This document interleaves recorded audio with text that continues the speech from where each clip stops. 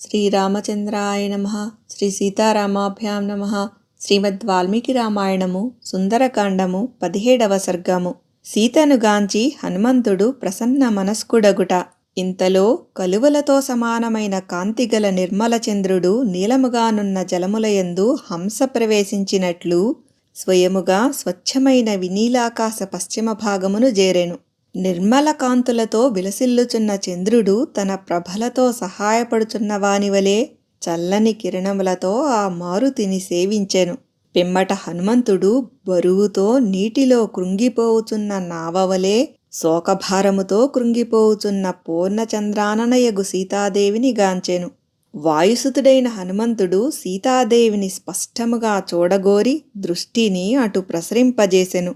అప్పుడాయనకు ఆ సమీపముననే భయంకరాకారములతోనున్న రాక్షస స్త్రీలు కనబడిరి. ఒక్క కన్ను మాత్రమే గలది, ఒకే చెవి గలది, తల చుట్టూను వ్యాపించియున్న చెవులు గలది, చెవులు లేనిది, శంకువు వంటి కన్నము గలది, తల వరకు వ్యాప్తమయ్యున్న ముక్కు గలది, శరీరమునకు మించిన తలగలది, సన్నని పొడవైన మెడగలది, చింపిరి జుట్టు గలది, జుట్టు లేనిది, కేశములనే కంబళముగా ధరించినట్టిది, వ్రేలాడుచున్న కర్ణములు లలాటము గలది, వ్రేలాడుచున్న పొట్టాస్థనములు గలది, వ్రేలాడుచున్న పెదవులు గలది, గడ్డము వరకు వ్యాప్తమైన పెదవులు గలది, వ్రేలాడు ముఖము గలది, వ్రేలాడుచున్న మోకాళ్ళు గలది, మరుగుజ్జుది, పొడవైనది, గూనిది, వంకరగానున్నది, పొట్టిది, ఎత్తైన కోరలు గలది, వంకర మూతి గలది, పచ్చని కళ్ళు గలది, వికారముగానున్న ముఖము గలది.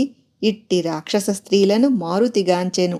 వికారముగానున్నవారు, పచ్చని శరీరములు గలవారు, నల్లనివారు, కోపస్వభావలు, కలహప్రియులు, నల్లని పెద్ద ఇనుపశూలములను, కూటములను, గుదియలను ధరించినవారు, పందులు, లేళ్లు, పెద్ద పులులు, గేదెలు, మేకలు, నక్కలు వీటి ముఖముల వంటి ముఖములు గలవారు, ఏనుగులు, వంటెలు, గుర్రములు వీటి పాదముల వంటి పాదములు గలవారు, కుదించుకొని పోయిన శిరస్సులు గలవారు, ఒంటి చేయి గలవారు, ఒంటి పాదము గలవారు, గాడిద చెవులవారు, గుర్రముల చెవులవారు, ఆవు చెవులవారు, ఏనుగు చెవులవారు, కోతి చెవులవారు, ముక్కులు లేనివారు, పెద్ద ముక్కులు గలవారు, అడ్డముక్కులు గలవారు, వంకర ముక్కులు గలవారు, ఏనుగు తొండము వంటి ముక్కు గలవారు, నుదురు వరకు ముక్కు గలవారు, ఏనుగు కాళ్లవారు, పెద్ద పాదములు గలవారు, ఆవు పాదములవారు, పాదముల మీద కేశములు గలవారు, మించిన శిరస్సు మెడా గలవారు, పెద్ద కుచములు బాణ కడుపు గలవారు, పెద్ద ముఖము నేత్రములు గలవారు, పొడవైన నాల్క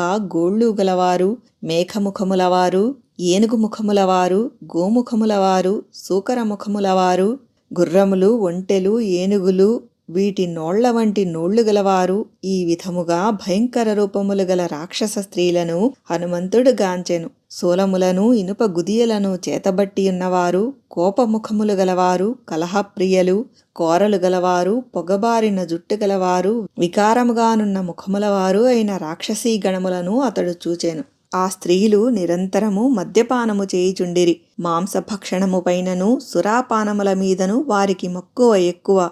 వారు రక్తమాంస భక్షకులు. వారి శరీరములు మాంసరక్తములతో పూయబడినట్లుండెను. చూచెడి వారికి గగుర్పాటు గలిగించు ఆ భయంకర రాక్షస స్త్రీలను కపివరుడు గాంచెను. ఆ రాక్షస స్త్రీలు పెద్ద స్కంధము గల వృక్షము చుట్టూను కూర్చొనియుండిరి. ఆ చెట్టు క్రిందనేయున్న పూజ్యురాలును జనకరాజు సుతయు అయిన సీతాదేవిని హనుమంతుడు దర్శించెను. ఆ జానకిని దర్శించుట వలన అతడు మహానందభరితుడై దివ్య తేజో విలసితుడయ్యెను. శోక సంతప్త ఎగుట వలన ఆమె వన్నె తరిగియుండెను. ఆమె కేశములన్నీయు ధూళితో నిండియుండెను. పుణ్యము క్షీణించుట వలన భూమిపై రాలిన తారవలే ఆమె నిస్తేజయ్యుండెను.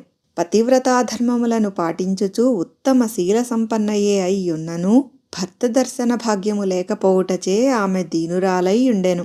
శ్రేష్టములైన ఆభరణములను ధరింపకయున్నను ఆమెకు పతిప్రేమయే ఏకైక భూషణము.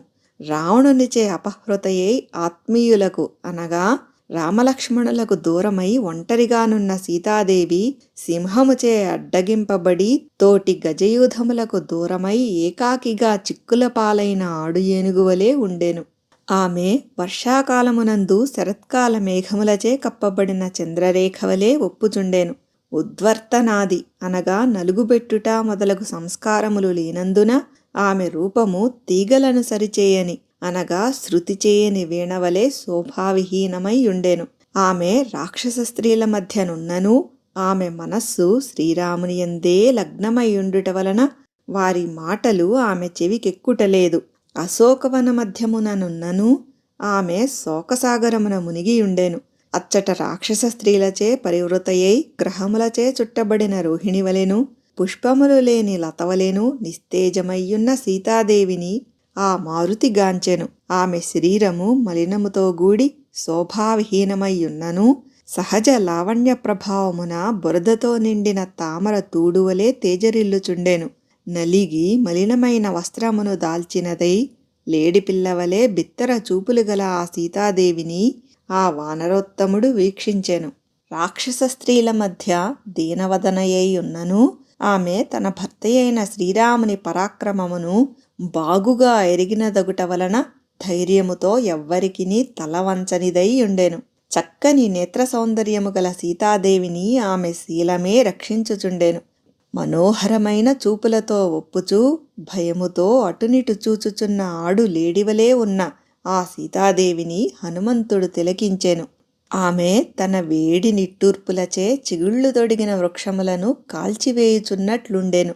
శోకముల రాశివలెను ఎగసిపడుచున్న దుఃఖ తరంగములవలెను ఒప్పుచును ఆభరణములు లేకున్నను చక్కని అవయవ సౌష్ఠవముతో శోభిల్లుచున్న క్షమామూర్తి అయిన ఆ సీతామాతను జూచి మారుతి మిక్కిలి సంతసించెను.